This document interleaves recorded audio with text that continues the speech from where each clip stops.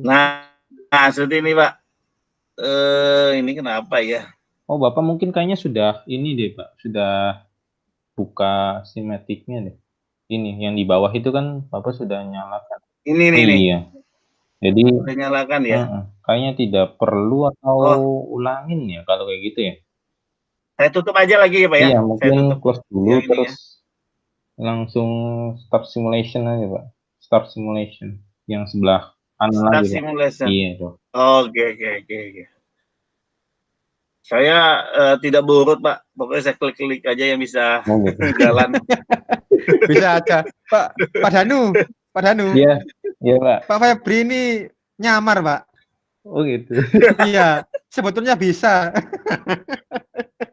Bisa aja. Aduh, Pak Lukman. Aduh ya Allah. Ini loadingnya nih, aduh loading. Iya. Apalagi pakai laptop saya ini, Pak. Lama Pak pasti. Lama. Nih udah jalan Pak. Oke, sip. Ya, sip. Mantap. Oke, loading.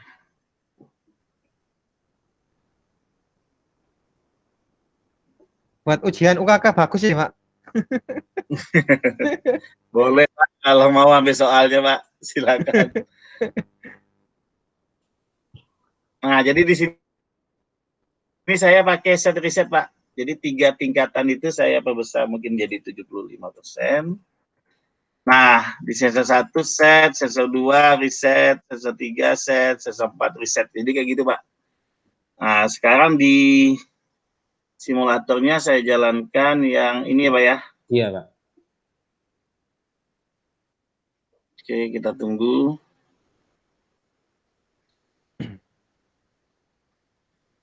Agak lama, maaf ya Pak ya, nunggu ya Pak ya. Ini kita udah 2 jam nih Pak. Iya, nggak kerasa. Udah 2 jam atau? Ya. Tadi jam berapa? Udah 2 jam ya? 8.30. Nggak terasa kita. Jam 8, Iya. jam 8. 8.9 ini udah jam 10. Berarti kurang 4 jam, Pak. Ini kok nggak jalan? Kurang 4 jam. Ini nggak jalan nih Pak, ininya. Masih compile, Start Pak. simulation-nya. Masih compile sepertinya. Oh, enggak di ini bawahnya ininya itu di running itu. dulu. Di bawah ini masih compile di pojok kanan bawah. Iya. Iya. Saya compile dulu ya, Pak ya? Enggak, Pak. Masih loading, Pak. Memang masih loading. Kita tunggu saja. Oh, berarti laptop saya harus diganti. Oh iya. Tunggu hadiahnya, Pak, dari panitia, Pak. Nah, ini dia. Jalan dia. Nah, seperti ini, Pak, tampilannya. Jadi sensor 1 kalau diklik, nah, pagar buka, ya kan? Jadi kalau saya klik lagi ini nggak berfungsi karena dia set. Set. Nah, saya klik sensor 2, nah, pagarnya mati, sensornya pindah ke 2. Jadi ini menandakan sensor 1 mati, Pak. Oh iya. Ini menandakan sensor 1 mati. Otomatis gitu jadi ya, pas Pak? pindah otomatis, Pak. Nah, pas sensor 3 kena, nah, pagar tutup gitu. Jadi sensor 2 ini tujuannya adalah kalau nanti ada 1 masuk lagi, itu langsung bisa, Pak, cepat ya, tuh. Jadi dia tidak akan hidup bersamaan, tuh. Nah, di sensor 3 ada timer. Saya kasih timer yang kalau misalnya tidak ada mobil kedua masuk, jadi 1 dia butuh 2, 3 dia pakai timer dan boleh pintu 1 sensor 1 aktif lagi. Jadi saya anggap ada mobil kedua. Jadi ini hidup, mobil pertama masuk, kena sensor 2, matiin sensor 1, kena sensor 3, ada tiba-tiba ada sensor 1 kena lagi, langsung buka. Gitu. Jadi ada jeda untuk membalik pasa dari motor gitu. Seperti itu. Cuma saya belum nyoba 2 atau saya 1 lagi. Nah, kan tidak berfungsi, Pak, nih. Jadi kalau ada mobil yang masuk ke sini, itu seharusnya tetap pagar buka gitu. Gitu, tetap pagar buka. Nah, tapi karena sensor 2 sudah ditekan oleh mobil yang di depan, pagar 2 itu tidak akan pernah ini gitu. Jadi saya beranggapan mobil itu panjang, sensor 1 itu kena selama dia mau masukin pagar, ya setelah pagar kebuka, sensor 2 itu ada di depan pagarnya Pak, yang tadi saya gambarkan di HP saya tadi, yang saya pakai HP tadi. Nah, sensor 2 itu kena di ban depannya atau di bagian depannya, dan sudah melepas sensor 1. Jadi kalaupun nanti sensor 2 keinjak dan sensor 1 belum kelepas, ya tidak apa-apa, karena sensor 2 tidak ada efek apapun, tidak berfungsi untuk apa, cuma mematikan motor. Jadi motornya tidak boleh hidup lagi selama sensor 2 kena. Jadi 1 itu menghidupkan motor, 2 itu mematikan motornya. Nah, untuk menutupnya itu dia harus 3. Nah, 3 itu pasti sensor 1 udah nggak kena. Jadi sensor 2 kena, nah dia melewati sensor 2 ini. Nah, sensor 3 ini agak ke ujung sedikit. Dia sudah harus di ujung pantat mobil atau belakang mobil, itu sudah jauh dari pagar. Gitu. Jadi pada saat dia 3, seperti itu. Nah, yang belum saya lakukan uji coba adalah jika 2 dan 3 ditekan. Karena kan saya punya Moses cuma 1. Oh, iya. Karena kalau bikin program, semua kondisi harus dicoba, Pak. Misalnya yang masuk truk atau yang masuk mobil LF itu panjangnya lebih dari mobil biasa. Nah, kemungkinan sensor 2 dan sensor 3 akan ketekan. Pakai switch Pak, berarti harus. Ya, kalau simulasinya pakai switch. Cuma kemarin saya agak aneh di program Bapak pakai switch, oh berarti manual ya gitu. Cuma benar sih, ini harus dicoba pakai switch ini. Ini harus dicoba. Jadi 1 di switch, 2 di switch, apa itu jadi gitu. Jadi kalau di programmer itu nanti berantemnya dengan hardware ya soal ginian nih. Karena posisi 2 dan posisi 3 dalam ilustrasinya programmer itu posisinya 2 kena, 3 belum kena. 3 kena, 2 harus kelepas. Tapi di lapangan ternyata sering terjadi kena duanya. Ya, dua-duanya kena. Nah, tapi programmer kan nggak diberitahukan bahwa dua-duanya kena gitu. Yang tahunya laporannya programnya masih error. Nah, makanya di sisi programmer biasanya mereka melakukan uji coba sampai berulang kali, misalnya 1, 2, 2, 3 dan segala macam. Nah, yang saya baca di bukunya soalnya itu tidak ada sistem balik. Kalau di Pak Luma saya lihat dia sistemnya garasi, jadi dia balik gitu. Ya Pak Luma ya. Bagus itu Pak, bagus Pak. Saya juga bingung itu. Kalau permasalahan itu muncul bahwa pintu itu untuk pintu keluar juga, itu programnya nggak sesederhana itu lebih kompleks lagi. Lebih kompleks lagi. Karena kalau satu pintu untuk keluar masuk itu lebih sulit dibanding pintu masuk dan pintu keluar dibedain. Oh iya, Pak Febri. Ya Pak. Tanya, itu lampu indikatornya itu nyalanya itu apa harus hijau semua Pak ya? Apa enggak dibedakan? Oh boleh Pak, boleh diganti. Cuma ini bagi saya cuma indikator dari soal, bahwa soal menyatakan sensor 1 harus mati. Nah, sensor 1 harus mati itu saya harus memberikan indikator bahwa sensor itu udah mati gitu. Karena di sensor kedua itu saya pakai setnya sensor 2 untuk menghidupkan lampu indikator ini, dan reset sensor 1. Nah, antara set dan reset itu yang paling tinggi nilainya adalah reset, Pak. Jadi kalau Bapak tekan set di tombol 1 dan reset di tombol 2, set di tombol 1 kalah levelnya dengan reset di sensor 2. Jadi seperti itu, Pak. Jadi nilai reset itu lebih tinggi. Misalnya kayak counter. Kalau counter resetnya Bapak tidak putus, ya Bapak tidak bisa ngonter. Counter 1, 2, 3, 4. Nggak akan bisa counter, karena resetnya masih nyambung. Jadi level perintah reset lebih tinggi statusnya dibanding set. Gitu. Jadi seperti itu Pak Danu, saya buatnya. Jadi kemungkinan dia tidak akan mengganggu, tiba-tiba ada mobil masuk lagi gitu. Mobil masuk lagi yang terlalu dekat, dia akan menekan sensor 1. Karena sensor 1 hanya menghidupkan lampu buka atau motor buka. Motor buka dihidupin. Nah, kalau sensor 2 kena, artinya masih diimpit oleh mobil yang di depan, karena yang lebih tinggi adalah reset, ya nggak bisa dia ngeset. Jadi di motor itu nggak bisa ngeset dia, karena dia direset terus sama sensor kedua yang masih diinjek atau masih berada di bawah mobilnya yang masuk pertama gitu. Seperti itu, Pak.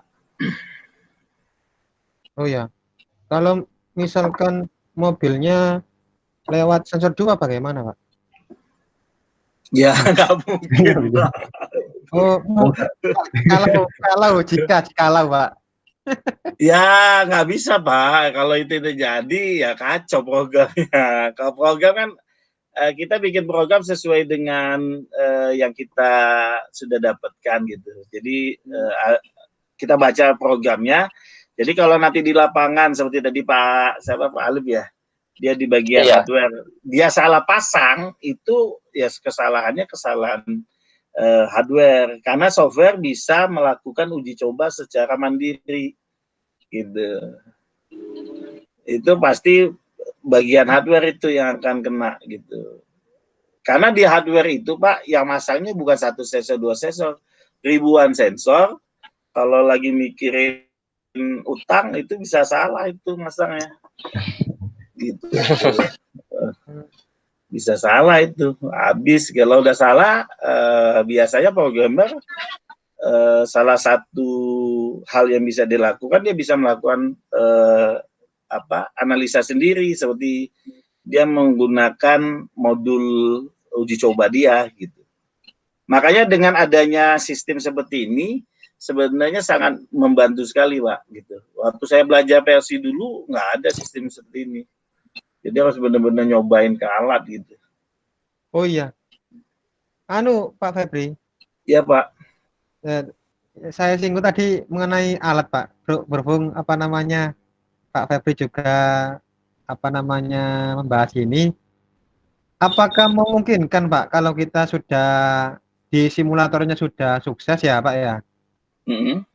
Terus kita implementasikan ke alat itu, apakah juga tetap stabil atau maksudnya itu tetap fungsi, Pak ya?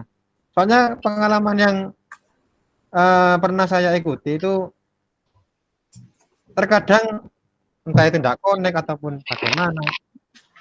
Mungkin untuk memperkecil hal tersebut, mungkin ada tips-tipsnya, Pak. Kalau di pengalaman saya, Pak, PLC itu punya notifikasi LED di bagian input dan output gitu. Jadi salah satu pengecekannya adalah ya pengecekan manual, Pak, gitu.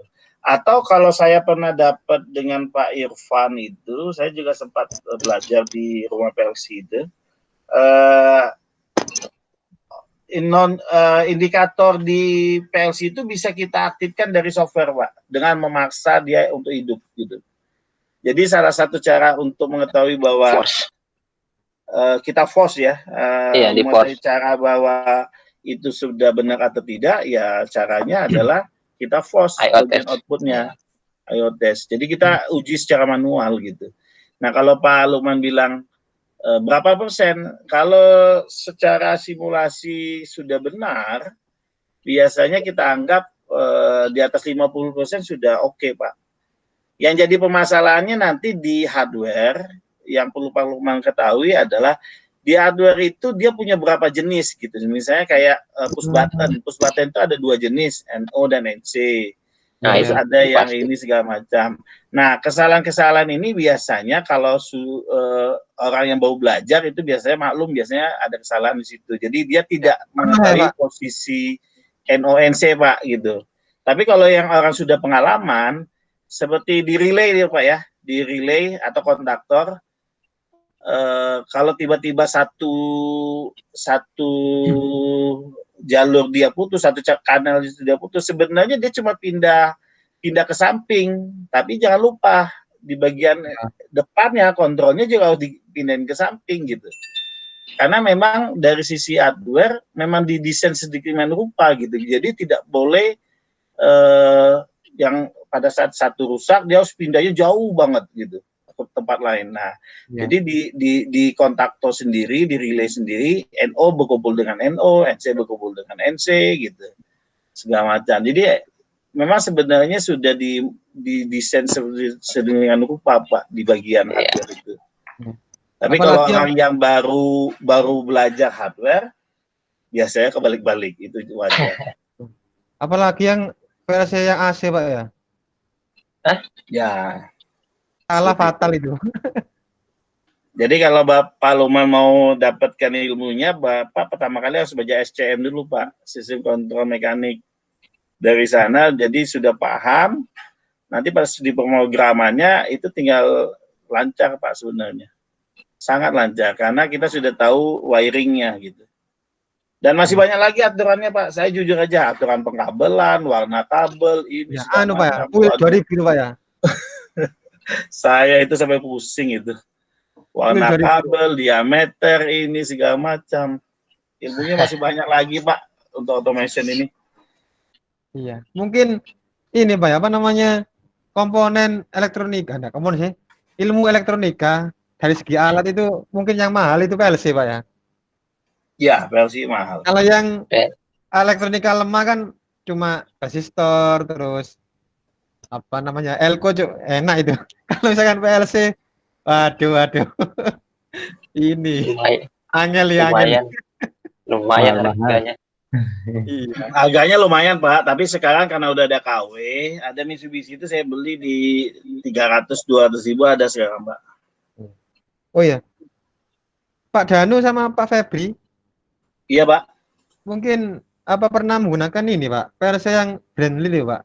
Saya belum pernah itu. PLC yang mana Pak? Brandly. Siapa Pak? Aren Brandly Pak. Oh, AB. Iya, Pak belum. mungkin. Aku seringnya migrasi dari Alam Trade ke Siemens, kan di Siemens kerjanya. Pernah Pak ya? Aku nggak pernah. Migrasi aku seringnya. Pak Lukman, kalau Bapak mau ada pelatihan gratis, tapi saya belum tahu nih Pak Irfan ngasih gratis atau enggak, karena saat ini masih berbayar nih. Tapi saya berapa kali menemukan Pak Irfan itu memang dia spesialis Allen Bradley, dia ngasih gratis 2 hari 1 malam gitu. Nah itu akan ngelotok sekali tuh Bapak kalau dapat belajar sama dia gitu. Gitu. Masuk nanti saya coba deh Pak di rumah PLC bisa ada bisa masuk nggak di WA grup rumah PLC-nya? Iya. Well, kalau nggak salah Pak Danu di rumah PLC juga deh Pak. Oh enggak Pak. Oh enggak ya Pak ya? Enggak, rumah ya? PLC tuh yang itu ya? Iya. Oh iya Pak, yang belajar. Iya, setahu saya ada gitu. Karena di sana berkumpul semua teknisi PLC kan ngumpul di sana dia. Gitu. Oh iya, maaf. Iya benar yang belajar PLC ini. Iya, benar. Jadi kalau Pak Luman mau nanti, kadang kalau yang cuma Pak Luman di Jawa Timur ya nanti gabung di Jawa Timur aja Pak. Ada di Jawa Timur tuh ada rumah PLC Suprayan Jawa Timur. Misalnya sering ngadain ini juga Pak, kopi darat. Nah di kopi darat mereka biasanya langsung praktek Pak, langsung praktek instalasi PLC, pemrograman, ini segala macam gitu. Kalau saya di Bogor, saya kan di dekat Depok nih, di perbatasan Depok Jakarta. Jadi saya gabung di wilayah Bogor Pak gitu. Di Bogor itu sering. Ya, seringkali kalau di Bogor kadang mereka temu kopdarnya yaitu membahas motor 3 pasang, motor inverter, ini segala macam gitu. Pak Danu juga Jawa Barat ya? Gimana Pak? Cirebon. Pak Danu, Cirebon itu Jawa Barat. Jawa Barat. Oh sama Pak Febri ya? Iya Pak. Nanti saya coba deh Pak, saya coba linknya, karena saya bukan adminnya di sana. Iya. Saya cuma anggota, salah satu anggota aja. Iya. Oke Pak. Oke. Ada lagi yang bisa diinikan Pak Danu, Pak Luman, Pak Agung, sama Pak Bima. Mungkin Pak Bima lewat chattingan saja. Ya. Di sini Pak Bima gimana Pak Luman? Week 3 sudah dibahas. Sudah, Pak. Yang nomor 3 yang belum ya? Yang nomor berapa? Lampu lalu lintas tadi, Pak. Sudah. Oh iya, itu belum. Oh itu. iya, silakan Penasaran. Pak Danu mau ngasih ini boleh. Oh iya, Saya boleh. belum buat, Pak. Saya jujur saya belum buat. Kelas dulu ya. Ya, saya sudah ini. Satu dong, Pak, yang bergabung di diskusi. Soal nomor 5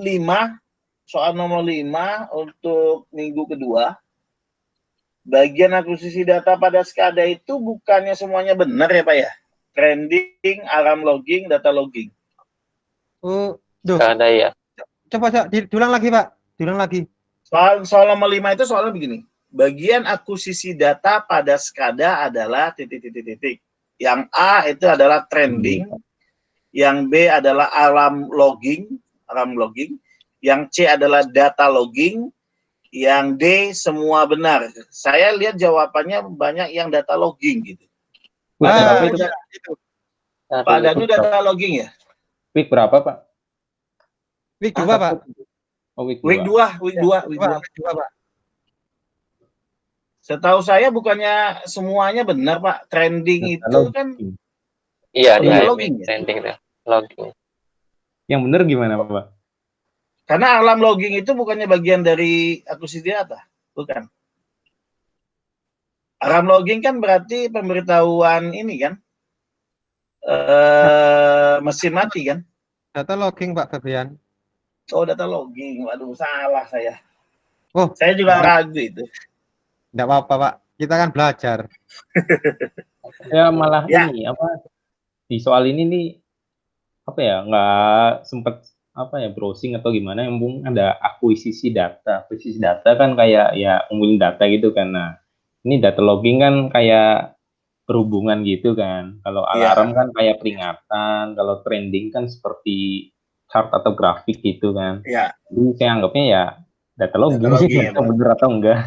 Oh, kalau saya beranggapan gini, Pak, akuisisi data itu semua hal yang berhubungan dengan data produksi, data error, training itu grafiknya segala macam gitu. Jadi yang berhubungan dengan namanya akuisisi data, semua hal yang berhubungan dengan data-data Pak, produksi. Gitu.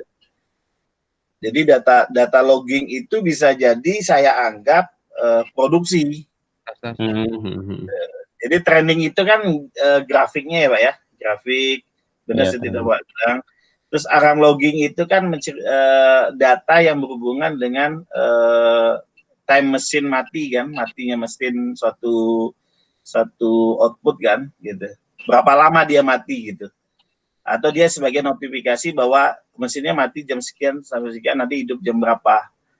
Terus data logging lebih ke, kalau saya beranggapan data logging lebih ke produksi hari ini berapa gitu. Jadi saya anggap semuanya benar, termasuk dalam akuisisi data gitu. Tapi nggak tahu karena itu tadi kita masalahnya dari NICE-nya sendiri tidak memberikan jawaban. Iya, yang benar mana kan kita nggak tahu. Segala macam. Jadi ya itu. Kalau yang nomor 2 itu Pak Lukman salah. Dia pakai simbol gerbang logika dan garis penghubung. Kan saya udah baca Pak jawaban Bapak. Yang benar simbol kontak relay dan koil Pak nomor 2-nya. Nomor 2 week berapa Pak? Bahasa pemrograman ladder week 2. Bahasa pemrograman ladder diagram umumnya terdiri atas. Kalau teks salah. Simbol gerbang logika bukan Pak, simbol gerbang logika itu nanti jadinya ini jadinya kayak function block nantinya atau function chart gitu. Nah yang D juga salah, yang saya lihat sih yang benar kontak relay sama coil biasanya. Oke Pak Danu, silakan yang nomor 3. Oh iya Pak. Nah di nomor 3 kan ini nggak ada soalnya, tapi ada gambaran ya. Itu ada delay-nya atau ya periode nyalanya berapa lama. Lalu untuk gambaran di sini juga menurut saya masih kurang tepat sih. Ini kan ada arus 2 bolak-balik gitu ya Pak ya. Iya benar. Lampu merahnya itu cuma 2. Lampu lalu lintasnya itu cuma 2. Nah kalau kayak gitu itu lebih logiknya atau lebih masuk akalnya cuman satu arah, ini ke sini, ini ke sini, gitu aja. Jadi satu arah, ini satu arah, gitu. Itu mungkin masuk logiknya ada dua lalu lintas ini, gitu. Kalau saya lihat Pak, artinya sistem yang di depan dengan jadi dia cuma 2 sistem doang Pak, ini traffic light-nya. Jadi yang berhadapan dengan dia itu satu lampu yang sama. Yang berhadapan dengan dia. Jadi saya dengan yang di depan, terus yang jadi barat timur itu satu lampu. Utara selatan satu lampu. Sama jadi gitu. Sama Pak. Jadi maksudnya gini Pak, tidak ada yang berbelok. Jadi ini jalur nggak boleh berbelok gitu. Ya, ada di Jakarta ada, Pak. Di Jakarta ada konsep kayak gitu, Pak. Jadi kalau dia hidup, jadi dia membuat sistemnya itu lampu misalnya utara, barat, timur hidup. Nah, itu langsung duanya langsung jalan, Pak, gitu. Dari sini jalan. Nah, dia tidak boleh melintang. Karena dia tidak diizinkan. Seperti contohnya di Salemba itu kayak gitu. Jadi pada saat dia hidup dua jalur itu langsung dan tidak boleh melintas gitu. Tidak boleh melintas namanya. Itu masih masuk akal Pak, masih Pak Danu masih masuk akal itu. Oh gitu. Ya. Oh iya berarti benar ya. Oke. Benar Pak, benar. Ya malah logiknya. Oke dah. Pak Febri. Ya, iya Pak. Apa saya share screen ya punya saya ya? Mungkin bisa dianu. Mau lihatnya Pak Danu dulu belum, Pak? Pak Danu iya, mau Pak Danu dulu ya. Oh, iya. Iya, Pak Danu dulu aja. Pak Danu aja. Pak. Ya. Ya, silakan.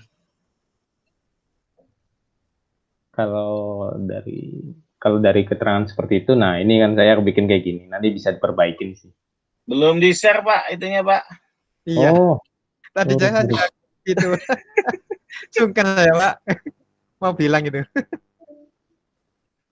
Ini tadi barusan masuk siapa ya? Pak Nadi mungkin Pak. Dari tim DCS, nggak tahu juga tim DCS siapa itu.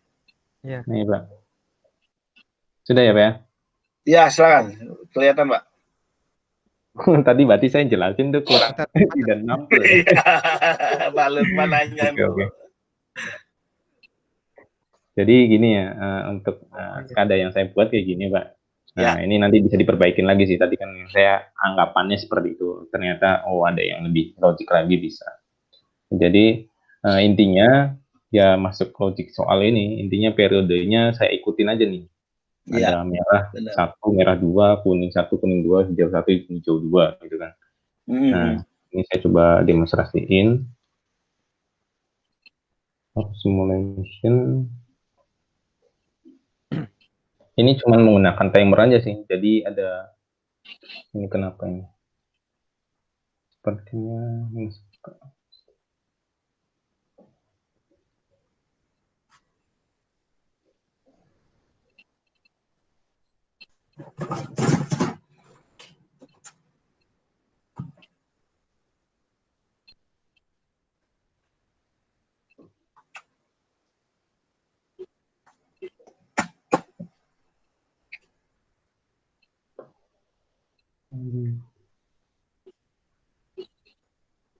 Nah, jadi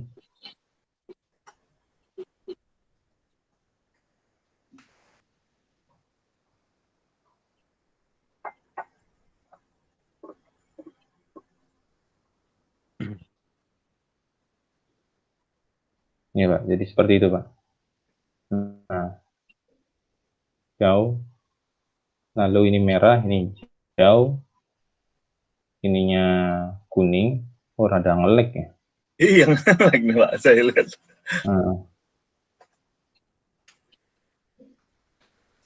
Nah ini harusnya merah ini harusnya nggak barengan, tadi barengan. Rada ngelek bentar. Terus saya di reset dulu Pak, di reset.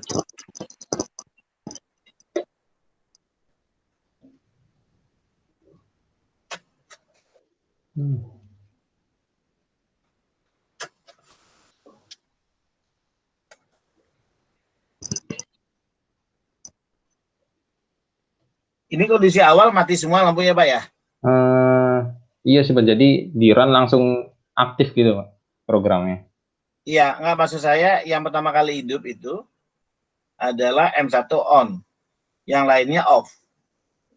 Iya Pak. Gimana?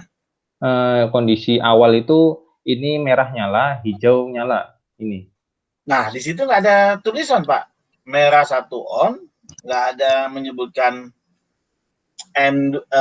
hijau 2 on. Iya, Oh, ya, iya nggak ada tulisan sih Pak. Merahnya barengan Pak ya? Iya, harusnya enggak sih. Coba saya cek lagi. Saya coba itu waktu itu enggak. Jadi ya Pak Danu, jadi Bapak menghidupkan 2 lampu saat pertama kali hidup ya? iya benar. Jadi yang jalur vertikalnya merah, terus yang horizontalnya hijau gitu. Horizontalnya hijau. Lalu ya itu berubah-ubah sesuai periodenya. Saya buat seperti itu. Nah, pada saat kuning satu itu horizontal atau vertikal, Pak? Jadi merahnya tadi yang mana pertama kali, Pak? Merah ini, Pak. Yang vertikal ya? Saya stop dulu, coba ulang. Oh, yang vertikal, benar ya, Pak ya? Betul. Iya, betul. Ini pertama kali kondisi awal. Nih, saya stop, saya run lagi ya. Jadi run ini ulangi lagi. Nah, itu, Pak. Ini kondisi awal nih, Pak ya? Berarti horizontalnya yang merah. Yang pertama kali. Benar? Seperti itu bukan, Pak? Iya, begitu, Pak. Ya, berarti saya beranggapan yang horizontal adalah M1 ya? Boleh dong? Iya. Yang vertikal, yang di bawah tuh, yang di bawah, yang warna oranye, yang warna oranye adalah M2 atau lalu lintas 2. Oke. Iya, Pak. Jadi pada saat M1-nya on, warna merah, yang warna oranye, yang M2, yang vertikal berwarna hijau bagi Bapak ya. Hijau dong, iya, benar ya. Nanti pada saat kuningnya on, apa yang terjadi pada yang vertikal? Kuning yang horizontal on, tidak ada perubahan. Merah. Baru kalau ini hijau, baru ini nanti kuning. Jadi intinya saya tuh ngikutin periode ini. Jadi pokoknya ada 2 bagian. Saya buat 2 bagian gini. Ini 2 network ini kan. Intinya ini yang lampu lalu lintas yang pertama, ini yang kedua. Dengan mengikuti periode yang ada di sini. Itu iya. Saya setuju. Cuma agak anehnya itu di sini kuningnya ini digunakan untuk kuning ke hijau gitu, bukan hijau ke merah. Kuningnya muncul dari merah ke hijau. Jadi merah harus kuning dulu baru hijau.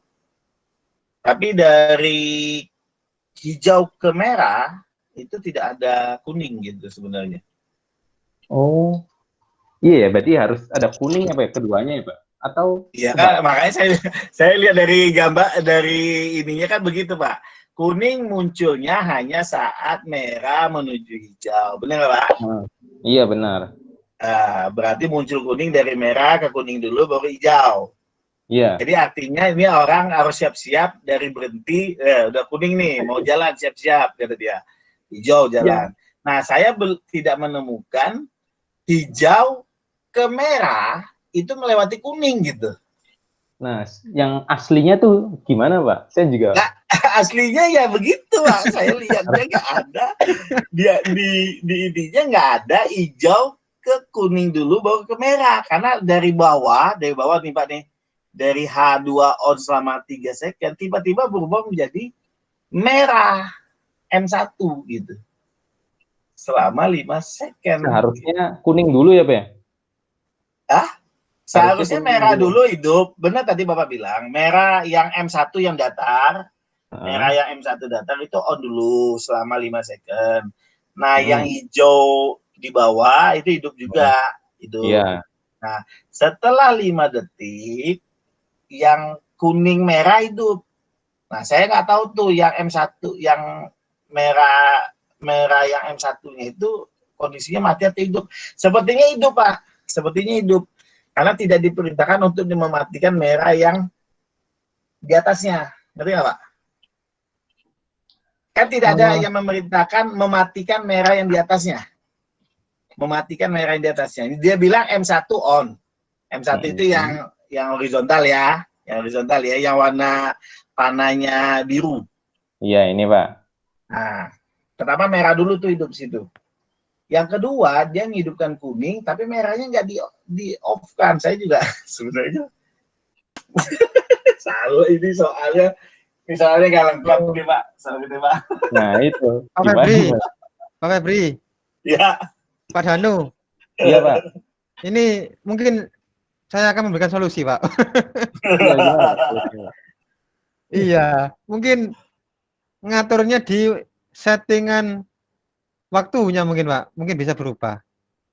Bukan Pak, ini perubahan berdasarkan waktunya sudah benar, cuma urutan hidupnya ini dia tidak menjelaskan lampu yang tadinya hidup di awal itu gimana, dimatiin juga atau tidak. Saya kalau bikin soal traffic light ini, semua kondisi lampu saya harus jelaskan. Jadi pada saat kuningnya on. Apa kontaknya Pak ya? Enggak. Kalau saya bilang sih di soalnya enggak. Ini kayaknya Tennessee Nice bikin soal lagi ngantuk ini. Itu kayaknya nggak terlalu nih. Iya, mungkin kayak Pak Febri. Ya. Mungkin pada dasarnya kita dipersulit Pak. Iya, tapi gini aja deh Pak. Enggak. Kayaknya besok kayaknya harus ada yang bertanya nih Pak, bener. Saya jujur harus bertanya. Iya ya. Harus bertanya pada saat M1 on, oke, itu pertama kali. Pada saat K1-nya on, setelah M1-nya on, itu kondisi M1-nya gimana? Itu harus ditanyakan. Harusnya masih nyala sih, iya ya. Ya, kalaupun dia bilang masih nyala, berarti gimana dengan H1, hijau 1?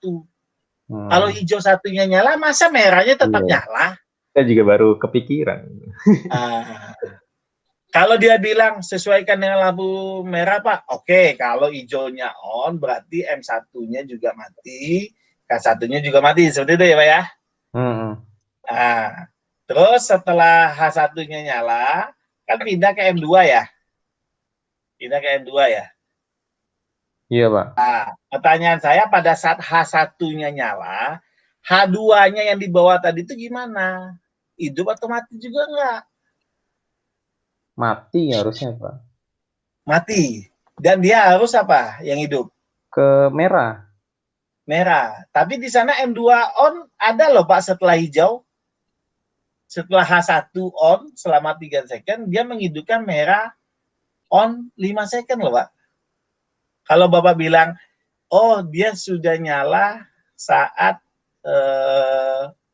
kuning nyala.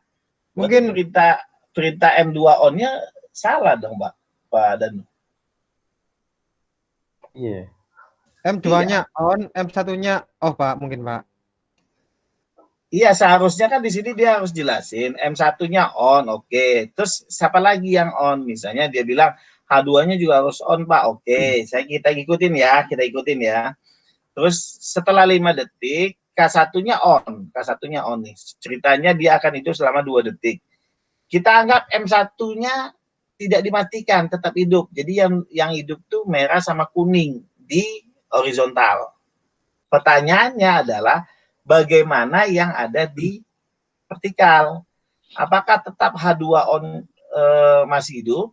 Nah, jawaban Pak Danu apa nih? Saya tanya dulu nih. Apakah H2-nya on tetap hidup atau berganti ke merah? Jawaban Pak Danu apa? Ya tergantung versi orang ya. Iya. Tapi menurut Bapak deh, enggak, menurut Bapak yang vertikalnya berubah atau enggak? Berubah sih, Pak, menurut saya. Jadi intinya sih apa ya? Intinya saat ini merah, ini hijau gitu intinya lah. Oke. Itu yang pertama ya. Itu yang pertama. Itu kan. Nah, terus ini kuning, saat ini kuning, ini nih kuning juga.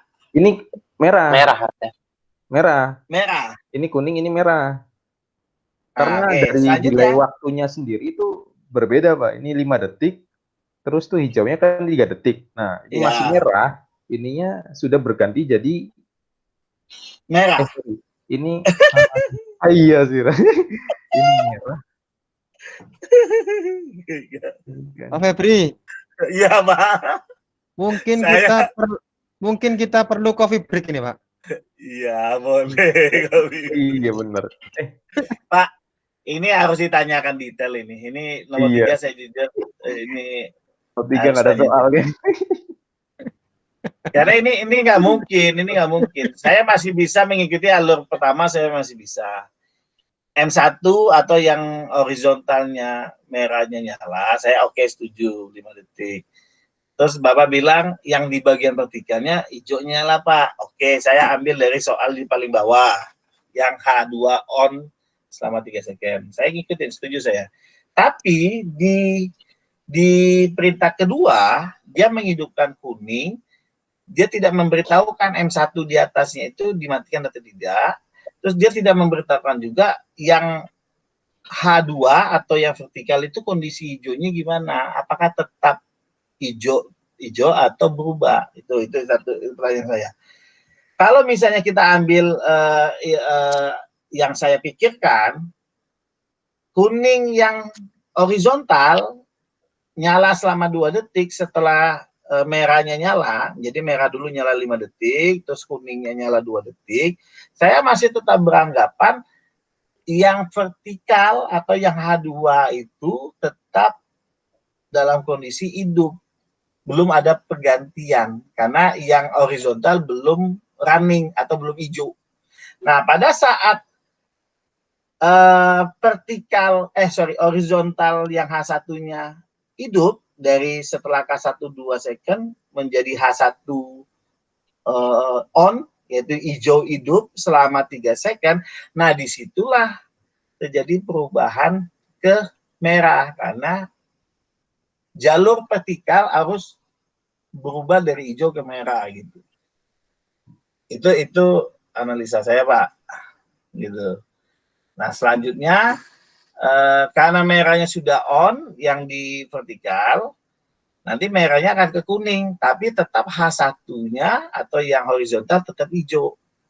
Nah, pada saat vertikal menjadi hijau, nah yang hijaunya di horizontal akan berubah ke merah. Jadi kayak saling bergantian, Pak Danu. Iya sih. Saya beranggapan, saya menganalisanya kayak seperti saling bergantian. Jadi dia memberikan izin dulu yang vertikal dulu, jalan, bolak-balik, sekian detik. Nanti pada saat horizontalnya sudah kuning, nah dia langsung hijau dan vertikal harus merah. Vertikal harus merah. Gitu. Karena tidak boleh lewat lagi, karena horizontal mau lewat. Nah, selagi horizontal hijau, vertikal dari merah ke kuning, nanti ke hijau kembali, horizontal harus merah lagi. Gitu. Saya beranggapannya seperti itu, Pak Danu. Nggak tahu dengan yang lain ya, dengan Pak Lukman, dengan ada tim DC.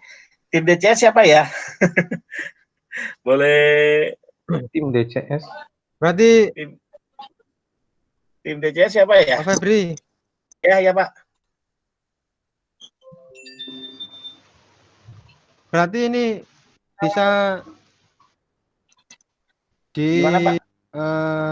lakukan. Berarti ini bisa ini, Pak ya, diambil dari beberapa kejadian, Pak ya. Bisa program ini dengan soal seperti ini, Pak, bisa multi pengertian, Pak, multi banyak jawaban gitu. Banyak jawaban gitu. Seperti itu. Gimana Pak Luman? Jangan sampai nanti tombol S3-nya Bapak taruh di dinding lagi, karena saya lihat jawaban Bapak minggu kedua, saat kelar yang S3-nya Bapak taruh di dinding. Jadi limit switch kan? Iya, betul, Pak. Pak Luman? Iya. Kan soalnya kan bukan ditaruh di dinding, Pak.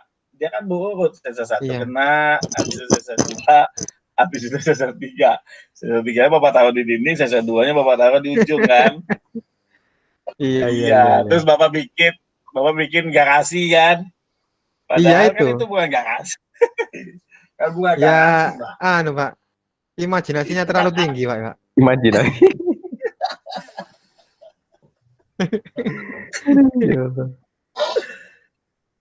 Ya udah, nanti kita tanya aja, Pak. Sebelumnya Gimana? Pak Danu sama Pak Febri. Pak Danu sama Pak Febri juga ngajar di SMK toh? Saya ngajar di kampus, Pak. Pak Danu nggak tahu saya, Pak. Pak Danu juga. Pak Danu apa, Pak? Kerja, Pak. Oh, kerja. Oh, iya. Ini Pak Agung apa, Pak? Oh, tadi kerja juga aku. Kerja hardware ya, Pak, tadi. Project ya. Oh, iya. Ya. Saya ngajar, Pak. Tuh. Saya ngajar mahasiswa, Pak. Oh, elektro juga, Pak ya? Elektro saya, Pak. Oh iya, siap. Elektro. Di kampus, Pak ya?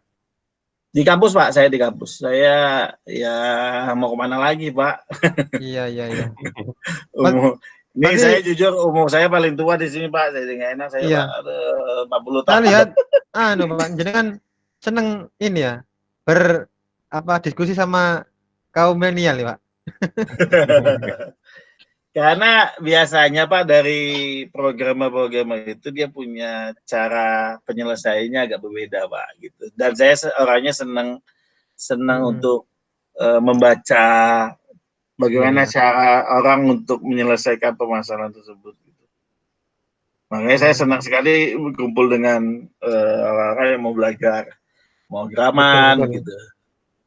Kayak kemarin saya sempat sama Pak Lukman, kita di Politeknik itu ya, Pak ya. Oh, Arduino, Pak ya? Iya, Arduino. Nah, itu Pak Denny-nya ternyata welcome sekali, Pak. Pak Denny kan kemarin itu saya lupa. Dan dia ini sekali tertarik sekali. Ternyata memang dia bikin buku, cuma belum pernah fokus sekali untuk sampai ke sana gitu. Kalau saya memang bidang saya dari dulu kan memang ini, Pak, gitu. Dari tahun pertama kali belajar microcontroller dan segala macam. Iya. Gitu. Makanya Pak Luman bertanya mengenai kristal yang di luar gitu. Betul. Ya, itu fungsinya memang untuk mengubah kristal yang ada di dalam gitu. Kan ada kristal yang sudah ditanamkan di dalam Nikonnya gitu. Jadi seperti itu, Pak. Iya, sekarang juga IoT sekarang juga banyak. Iya, ada Pak Andri Karya ini, ada Pak Kuat. Saya alhamdulillah berkenalan dengan mereka, nambah ilmu saya. Oh iya, Pak, nanti tanggal 28 saya ngadain seminar. Silakan nanti saya publish di grup ya. Di grup ini juga nanti saya publish. Seminar apa, Pak? Seminar IoT Arduino, Pak. Oh, iya. Iya. Nanti yang kalau yang penelitian saya itu akses pintu masuk ruangan kelas dengan RFID. Sesi keduanya nanti dispenser Mas Eko namanya, Pak. Dispenser Mas Eko itu jadi ambil air minum pakai RFID atau pakai QR scan, nanti pakai server di luar, Pak, gitu. Jadi sudah implementasi real gitu, implementasi real dari IoT-nya. Gitu. Ya, di-share aja, Pak, nanti, Pak. Iya, nanti di-share, ada doorpress-nya, Pak. Mudah-mudahan kan dapat Arduino, dapat apa gitu. Kalau dapat PLC kayaknya nggak mungkin, Pak. PLC mahal. Waduh, ya. Mungkin dapat pesawat, Pak ya? Kalau Arduino kemungkinan Uno gitu. Kalau yang agak murah paling Nano gitu. Paling seperti itu. Ya, nanti saya share, Pak. Kalau sudah dapat brosurnya saya. Lagi nunggu mahasiswa bikin brosurnya, Pak. Dari PT NAS sendiri perasaan ada seminar apa tuh, webinar? Ada IoT juga. Iya, IoT juga, apa cuma itu, dia pakai, kalau Pak Fuad pakai Link, pakai Northern Red, dan segala macam. Dia berbeda Pak. Ya, dia agak berbeda. Yang PTNAS kemarin dia menggunakan Arduino apa gitu namanya. Jadi aplikasi Android-nya itu berbeda gitu. Ya, cuma saya susah masuk itu. Susah banget masuknya. Karena terbatas dan saya telat. Rekamannya sampai sekarang saya belum dapat itu. Katanya sih panjang gitu atau lama. Cuma saya bilang harus ada rekamannya. Kalau yang lain-lain saya rekam semua Pak. Mau pelatihan Papua yang pertama saya rekam, ini semuanya sudah saya rekam gitu. Karena bagi saya kan dokumentasi saya buat belajar kembali. Oh. Iya. Gitu. Yang ini saya lupa rekam. Iya. Dan alhamdulillah saya ingatkan Pak ya. Iya. Oke Pak Danu. Masih masalah ya.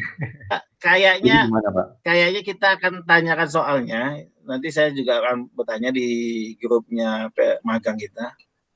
Karena sistemnya, coba Pak di running. Ini Bapak running ya Pak ya? Iya Pak, ini running Pak. Oke. Ini kan merah.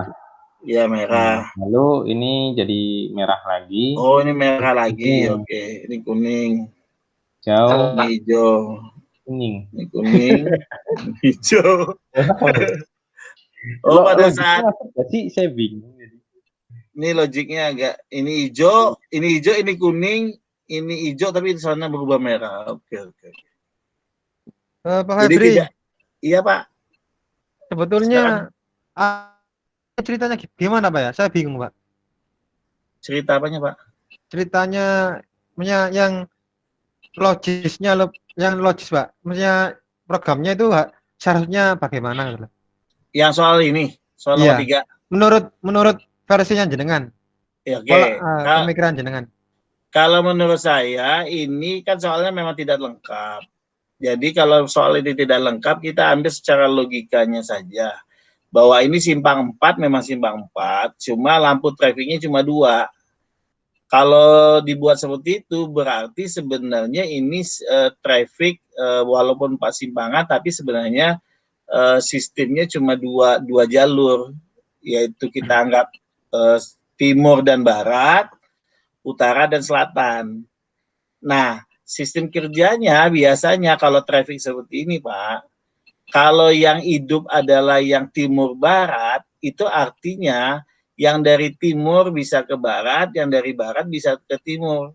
Dia tidak boleh melintang, menyimpang, artinya dia memotong, mengcross, itu tidak diizinkan gitu. Jadi artinya lampu merahnya pasti merah, kuning, hijau. Sedangkan di lawannya itu apa? Lawannya itu utara selatan, dia harus kebalikan gitu. Kalau yang punya Pak Danu ini kalau saya lihat tidak sinkron gitu, tidak sinkronnya ada kondisi merah ketemu merah gitu, itu tidak sinkron. Jadi kemungkinan yang benar adalah merah, kuning, kondisi yang berlawanan dari dia itu pasti hijau dulu. Kalau dia mau mengikuti kuning ketemu kuning, jadi pada saat yang barat timur merah, utara selatan hijau, pada saat dia kedua itu adalah kuning ya. Kuning itu yang timur dan barat kuning, berarti yang utara selatan akan ikut kuning. Nah, itu masih bisa sinkron.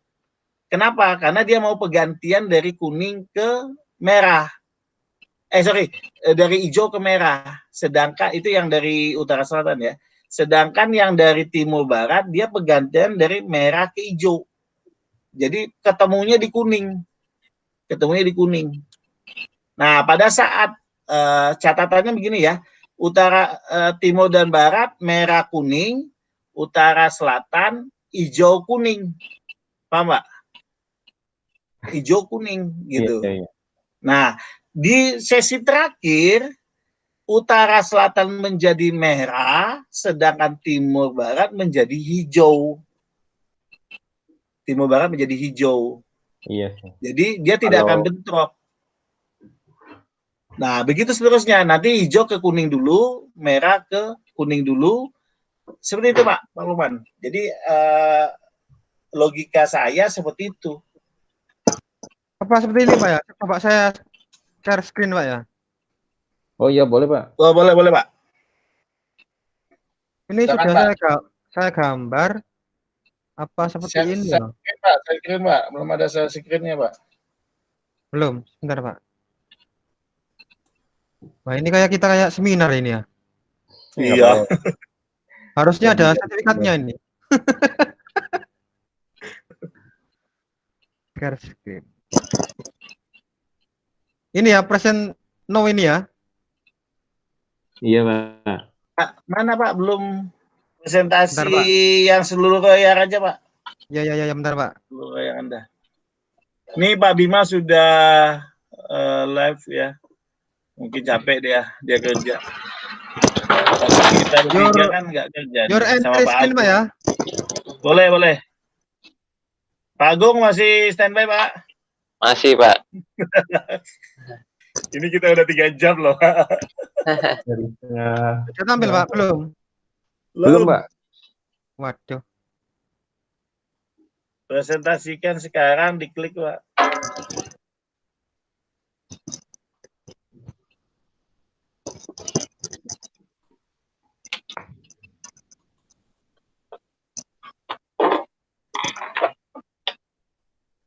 Nah, tuh. Udah. Sip. Ya. Apa gini ya? Ya sama, Pak. Sama aja. Ya sama seperti ini, Pak. Cuma tapi ini saya buat ini, Pak. Apa panahnya ke sana? Ini panahnya Bapak salah, panahnya bolak-balik. Nah, yang itu timur juga ruwet ini. Timur ke barat itu bolak-balik panahnya, Pak. Yang satu menuju dari barat ke timur, yang satu timur ke barat. Jadi ini kalau Bapak perhatikan, saya nggak tahu di daerah Jawa Timur Bapak ya. Kalau di Jakarta itu di Salemba itu 2 jalur kiri kanan itu terpisah, Pak. Jadi satu jalur menuju ke sana, satu jalur menuju ke sini. Jadi dia tidak akan menyatu. Kalau yang ini Bapak nyatu ini. Gambarnya Pak Danu tadi nyatu juga ya, Pak ya? Dia berada di satu jalan yang sama ya, Pak ya? Iya, Pak, nyatu, Pak. Ya, kalau di perkotaan besar kayak kalau saya di Lenteng Agung itu 2 jalur, Pak. Satu jalur itu yang sampai 3 baris itu menuju satu arah, di seberangnya. Jadi kayak mirip tol, Pak, mirip tol. Oh, kan kalau tol ini, itu kan ini yang salah yang mana, Pak ya? Nanti mungkin bisa saya gini. Kalau Bapak mau bikinnya, ini garis tengahnya sebagai pembatas antara ke arah timur ke barat, barat ke timur. Jadi ini garis tengah, Bapak bikin garis tengah dulu nih. Yang tanda panah ini Bapak. Ini ya. Ya, garis tengahnya jangan sampai ketemu di titik tengah, sampai ke ini saja, Pak, ke ujung jalan saja. Oh. Gitu. Karena kalau Bapak teruskan sampai ke ujung dan mengenai ini, ya berarti yang dari utara ke selatan nggak bisa lewat dong. Utara ke selatan ketabrak tembok Bapak nih. Jadi temboknya hanya sampai ke ujung jalan sebelum perempatan.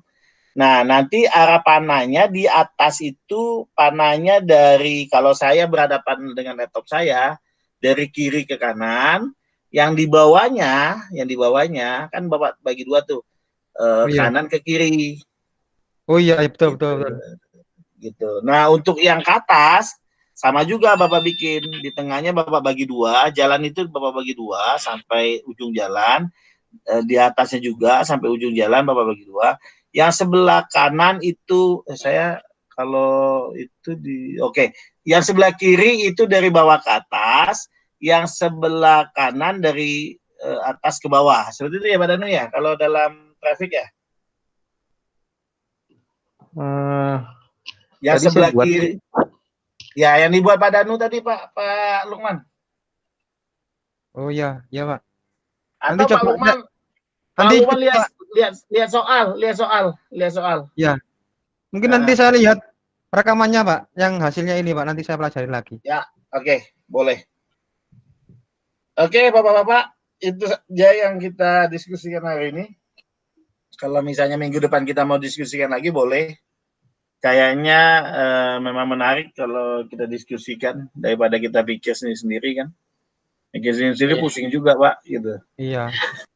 Ya kan, lebih baik kita diskusikan. Masalah jawaban sama dan segala macam bagi saya sih tidak ada masalah Pak. Saya jujur kalau jawaban sama bermasalah enggak, karena ini tugas.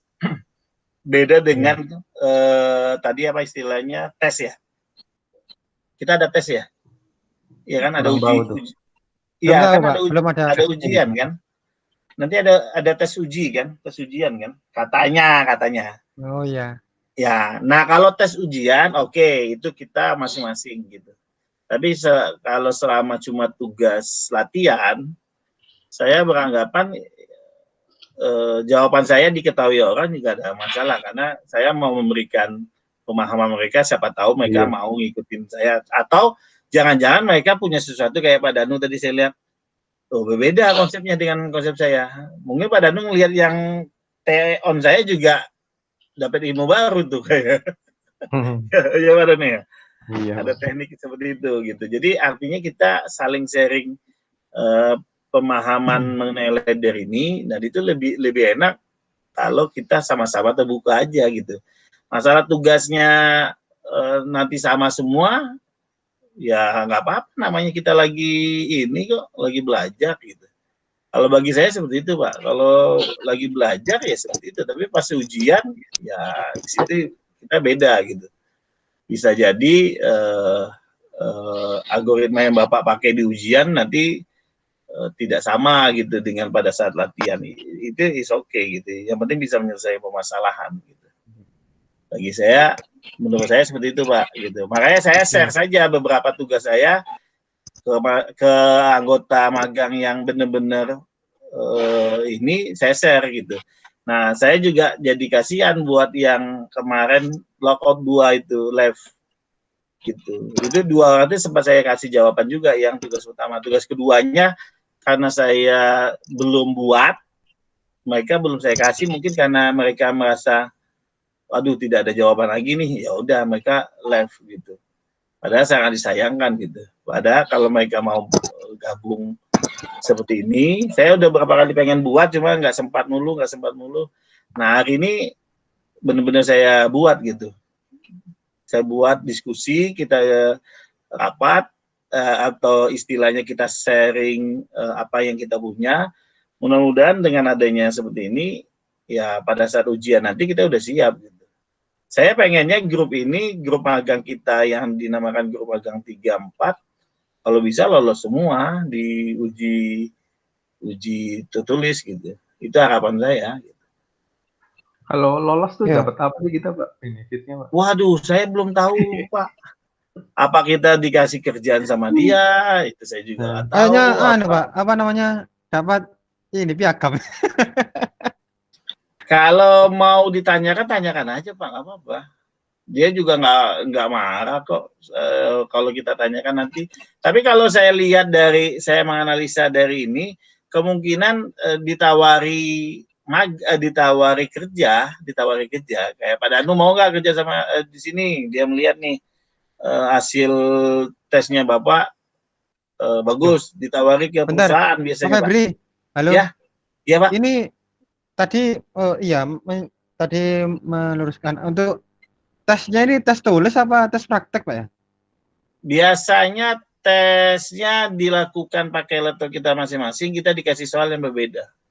Ini saya masih menduga-duganya seperti itu ya Pak ya? Apa ujiannya live apa langsung ini Pak? Nggak mungkin live, Nah, ya, saya nebaknya dia kasih soal dan itu dikumpulkan jam sekian, dan tiap bisa jadi soalnya sama, bisa jadi tidak.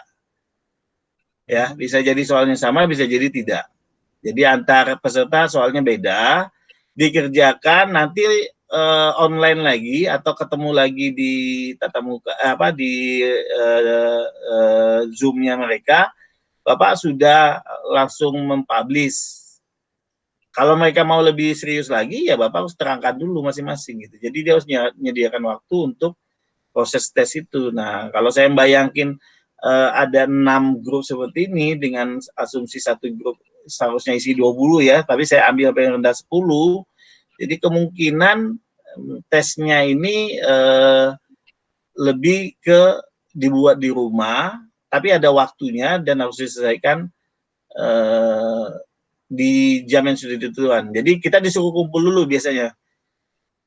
Ada tes nanti di jam 9, suruh gabung dulu, sudah gabung semua, disebar soalnya, dan kembali online di jam 12 misalnya kayak gitu, untuk menyerahkan hasilnya. Nah, nanti hasil akhirnya nanti bisa jadi ditawarin kerja di satu perusahaan yang mereka kan juga membuka lowongan ya. Mereka ini seperti agen, nawarin ke Bapak kalau dia beranggapan bagus, atau bisa juga nanti Bapak ditarik untuk menjadi tim dari PT NICE sendiri. Gitu. Nah, saya sih berharap yang itu gitu. Saya berharap kalau dia mau ngasih yang kita disuruh gabung dengan NICE, saya sih harapnya itu. Tapi dengan catatan saya maunya freelance. Gitu. Freelance itu artinya dia ngasih kerjaan, kita selesaikan, kita cuma kirim doang hasilnya. Saya sih ngarapnya dia merekrut saya sebagai freelance programmer. Kalau disuruh gimana Pak? Berarti menyesuaikan Pak ya, menyesuaikan waktu Pak ya? Bukan menyesuaikan waktu Pak, mereka biasanya project. Oh ya. Project. Jadi dia punya project, dia punya programmernya, tapi mungkin programmernya butuh bantuan untuk menyelesaikan sisi bagian mana gitu. Jadi di dalam pemrograman ladder itu Bapak bisa bagi tugas Pak. Di ladder itu Bapak bisa bagi tugas, nih bagian mesin pompanya ini kerjain, ini bagian notifikasi lampu indikator dia, ini bagian untuk ininya siapa. Nanti programmer yang utamanya akan mengambil semuanya terus dijadiin satu. Belum, lagi ada meeting. Dijadiin satu. Seperti itu, Pak. Oke, yang bisa saya berikan analisanya. Oke. Oke, Pak Danu, Pak Lukman, Pak Agung. Oke. Mudah-mudahan kita bisa ketemu lagi untuk diskusikan di minggu keempat ya, minggu terakhir. Ya. Terima kasih semua ya, Pak Agung, Pak Danu, Pak Lukman. Assalamualaikum warahmatullahi wabarakatuh. Waalaikumsalam. Waalaikumsalam.